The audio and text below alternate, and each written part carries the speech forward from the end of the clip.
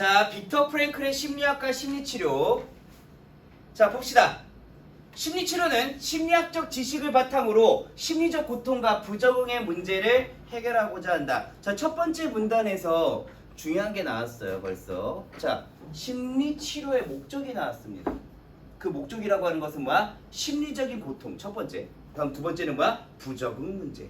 그래서 이 글에서 주요하게 다룰 내용이 바로 뭐다? 심리적인 고통이 무엇이냐, 그리고 부적응이 무엇이냐, 이것을 어떻게 치료하는 것이냐가 중요한 그런 화제가 될 거예요. 다음 계속 봅시다. 이에 대부분의 심리치료는 상처, 결핍, 장애 등의 신경증에 초점을 맞추고, 여기까지. 자, 그래서 대부분의 심리치료가 집중했던 것은 상처, 결핍, 장애 같은 신경증이래요. 이들이 제거돼서 고통에서 벗어나는 일상을 지향하는 것이 기존의 심리치료가 지향하는 바예요. 그래서 신경증에 초점을 맞추고 제거돼서 고통에 벗어나는 것이다. 그러나 아우슈비츠 수용소에서 살아남은 빅터 프랭클은, 자, 여기서 아우슈비츠 수용소라고 하는 것은 뭐냐? 여기서 뭐 되게 중요한 내용은 아니지만은 그래도 우리가 어떤 인문학적 지식을 바탕으로 알고 있어야 되는 단어입니다. 그래서 너네 있잖아, 폴란드에 나치가 이 폴란드 유태인들을 있잖아, 이 수용소에 가둬놓고 굉장히 많은 인원들을 학살하고요, 또는 노동을 과도하게 시켜가지고 죽는 경우도 되게 많았고, 그런 슬픈 역사예요. 그래서 이 강제 수용소에서 살아남은 빅터 프랭클은 삶의 고통은 인간 실존의 일반적 구성 요소며, 자, 첫 번째 중요한 겁니다. 자, 아까 전에 기존의 심리학에서 심리치료의 목적이 뭐라고요? 고통을 제거하는 거예요. 그런데 빅터 프랭클은 뭐라고 생각하느냐? 고통은 모든 사람들이 다 가지고 있는 거고요, 인간이라면은 이것을 가지고 있는 구성 요소라고 보는 거예요. 다음, 삶의 일부로 받아들여야 된다. 다 가지고 있어서 이걸 없애자는 게 아니라 이것을 받아들여야 된대요. 그래서 그러므로 심리치료는 고통을 제거하는 것이 아니라, 역접이죠, 이게 중요한 것이 아니라 고통 속에서도 견뎌내는 힘을 길러주는 것이 중요하다라고 주장한 거예요. 다시, 고통이라고 하는 것을 제거해야 되는 대상이라고 본 것이 기존의 심리치료였다라면은 빅터 프랭클은 어떤 역할을 했다? 자, 이 고통을 받아들이고, 모든 사람들이 다 가지고 있는 거니까는 받아들이고 이것을 견뎌내는 힘을 기르는 것이 중요하다라는 거죠. 다음, 빅터 프랭클은 현대인이 자신의 존재가 목적도 없고 이유도 없고 느끼는 감정, 즉 실존적 공허감. 자, 중요합니다. 실존적 공허감의 정의예요. 실존적 공허감이 뭐야? 삶의 목적이 없어. 난 왜 살아야 되지? 내가 여기 태어난 이유는 뭐고? 나는 왜 이 땅에 태어났지? 난 아무런 이유도 없어. 이러면 어떤 마음이 들까? 굉장히 사람이 무기력해지겠죠. 그치? 살아가야 될 이유를 못 느끼는 거. 이걸 뭐라고 한다? 실존적 공허감이다. 그래서 인간 존재의 본질에 대한 해답을 찾고자 하였다. 그래서 얘 같은 경우에는 기존의 심리치료와 다르게 실존적 공허감이 현대인의 심리적인 문제래요. 이것이 곧 고통을 불러일으키는 문제라는 거야. 그래서 얘를 극복을 해야 된다는 거죠. 오케이? 그래서 극복이랑 제거랑은 차이가 좀 있어요. 아까 전에는 고통을 제거해야 된다라고 얘기했죠. 그치? 그런데 빅터 프랭클은 이것을 극복한다라는 얘기예요.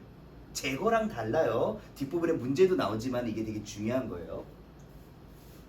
그는 프로이트와 아들러로 대표되는 기존의 심리학을 비판적으로, 자, 첫 번째는 뭐 했다는 얘기야? 비판했다는 얘기예요. 다음, 수용하면서, 두 번째는 뭐 했다는 얘기야? 수용도 한다는 얘기예요. 그래서 자신의 이론을 펼쳤다. 자, 이것을 통해서 우리가 알 수 있는 건 뭐야? 아, 프랭클은 이 두 사람의 심리학자를 비판하는 부분이 나올 거고 그 다음에 수용하는 부분이 자연스럽게 나올 거다라는 것을 우리는 알 수 있죠. 자, 다음. 그래서 1문단 정리하자면은 기존의 심리치료와 다르게 생각한 빅터 프랭클이다. 그래서 빅터 프랭클이 심리치료에 대해서 어떻게 생각하고 있는지, 그래서 중요한 게 뭐라고? 실존적 공허감이라는 게 중요하다. 오케이? 자, 다음. 이제 자연스럽게 프로이트가 나오겠죠.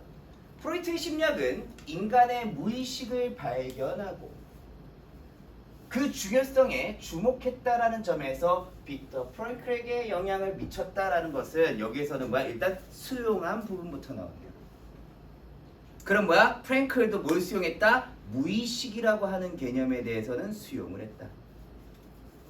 프로이트는 인간이 심리적 고통과 부적응을 겪는 원인을 밝히는, 자, 그래서 여기서 뭐야? 프로이트가 밝히고자 한 것은 인간이 왜 심리적으로 고통을 겪느냐, 왜 인간이 부적응을 하느냐에 대해서 프로이트가 생각을 했을 때 그 원인이 무엇이냐?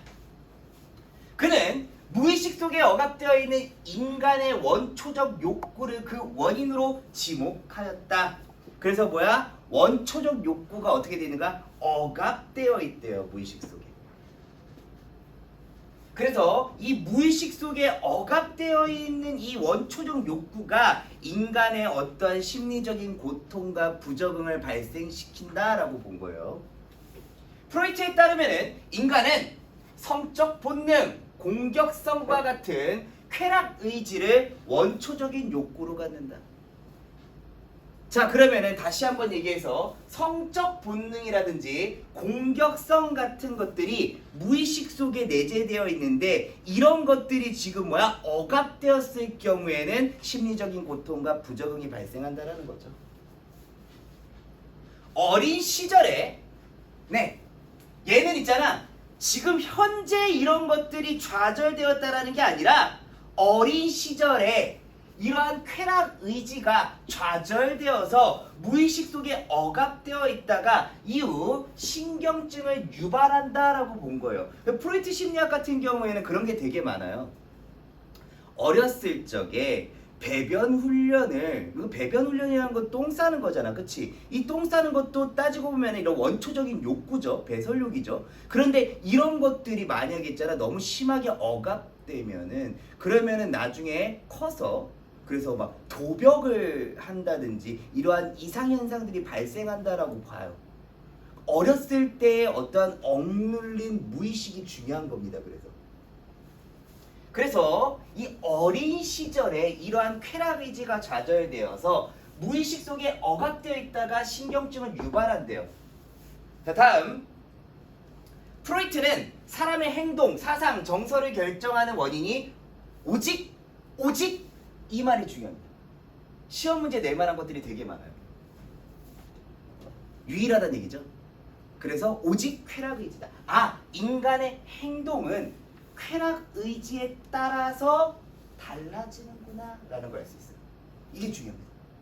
정서도 마찬가지죠. 이 쾌락 의지에 따라서 사상과 정서 같은 것들이 달라질 수 있구나 라는 걸 알 수 있어요. 그래서 그의 심리치료는 잠재된 무의식 속에서 성적 본능, 공격성, 이게 뭐야? 아까 전에 원초적인 것들이죠. 이런 것들을 의식의 영역으로, 무의식 속에 억눌려 있던 것을 의식의 영역으로 끌어오는 것을 통해서 이루어진다. 그래서 여기 프로이트의 심리 방법은 뭐다? 심리치료 방법은 무의식 속에 억압되어 있던 쾌락 의지를 의식의 영역으로 끌어들여서 치료하는 방식이다. 그래서 이 문단은 프로이트의 심리학의 내용이고요. 자, 여기까지. 그럼 이 문단에서 얘기했던 건 뭐야? 프로이트의 심리학을 수용한 것이 무엇이다? 무의식을 인정했다. 그 다음에 뭘 얘기했다? 프로이트의 심리학에 대해서 그리고 심리치료에 대해서 얘기를 쭉 하고 있죠. 자, 다음. 프랭클은 프로이트가 인간을 단순히 성적 본능이나 공격성에 따라 행동하는 존재로 파악하는 점, 여기까지. 아까 전에 뭐야? 오직이라고 얘기했죠. 그래서 인간의 행동이 이러한 성적 본능이나 공격성과 같은 것을 통해서 달라진다라고 얘기하는 거잖아. 그런데 그걸 한계가 있다라고 보았다라는 점이 뭐야? 이 한계를 지적한 것이 바로 비판하는 점입니다. 다음, 프랭클은 무의식이 인간의 본질을 규명하는 중요한 요소라고 하는 점에 동의하면서 수용한 부분이에요. 비판하는 부분은 뭐야? 인간은 본능과 충동의 차원을 넘어선 영적 존재다라고 생각한 거예요. 그래서 자, 여기 인간이라고 하는 존재에 대한 프랭클의 생각 뭐야? 인간은 본능과 충동을 넘어선 영적인 것. 영적인 게 뭐야? 정신과 영혼을 지닌 존재다라고 설명을 한 거예요. 이에 인간의 무의식 속에서는 본능과 충동만 있는 것이 아니라 보다 중요한 책임감, 양심 등이 감추어 있다라고 보았다. 그래서 무의식 속에서는 이러한 본능, 충동만 있는 것이 아니다. 여기에는 다른 무의식 속에 책임감, 양심 이런 것들이 감추어져 있다. 프랭클은 이를 영적 무의식이라고 명명하고, 그래서 뭐야? 책임감, 양심이 영적 무의식의 개념이 되는 거죠.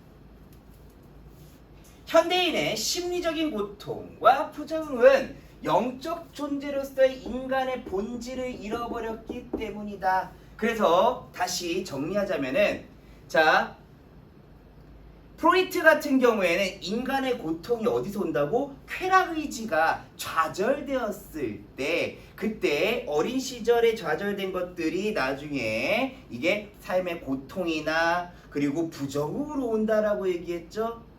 그런데 프랭클은 뭐라고? 이러한 영적 존재로, 이 영적 존재에 관련한 이 영적 무의식이 얘가 뭐야? 잃어버렸기 때문에 고통과 부적응이 온다라고 설명한 거예요. 차이점을 잘 알고 있어야 돼요.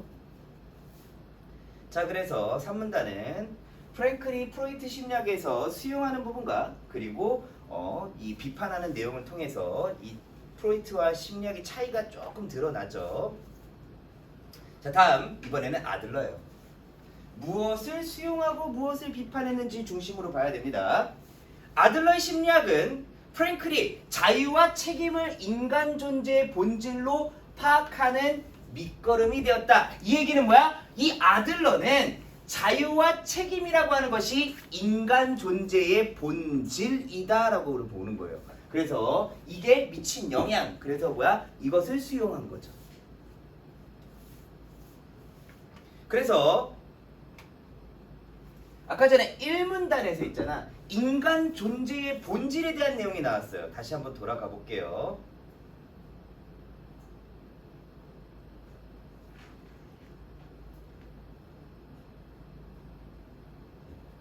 자, 여기 1문단에 뭐라고요? 인간 존재의 본질에 대한 해답을 찾고자 하였다라고 얘기했었죠. 그래서 인간 존재의 본질은 무엇이다? 라고 했을 때 아들러의 입장을 수용한 거예요. 그래서 인간 존재의 본질이 뭐라고요? 자유와 책임이라. 이거 중요하죠. 아들러는 인간의 원초적 욕구를 타인보다 우월하고 싶은 권력 의지로 보았다. 자, 머릿속에서 복잡하겠지만 개념 두 가지는 확실하게 알고 있어야 돼요. 첫 번째는 뭐야? 프로이트는 뭐가 중요하게 보았어요? 자, 쾌락의지를. 그리고 아들러는 뭐가 중요하다? 여기 권력의지를. 이 둘의 차이점을 가지고 시험 문제 낼 수도 있겠고요. 그리고 이 둘의 차이점을 알고 있어야 되죠. 그런데 인간의 타고난 기질적 불완전성 때문에 타고난 성질을 이걸 기질이라고 합니다. 우월성에 대한 추구는 자동적으로 열등감을 발생시키고, 자, 예를 들어 나무가 얼굴이 굉장히 잘생겨지고 싶어요. 남들보다 우월한 얼굴을 갖고 싶어. 그런데 현실은 아니야. 그러니까 그때 무엇을 느끼는 거야? 열등감을 발생시킬 수도 있다는 얘기죠. 그런데 중요한 건 뭐냐?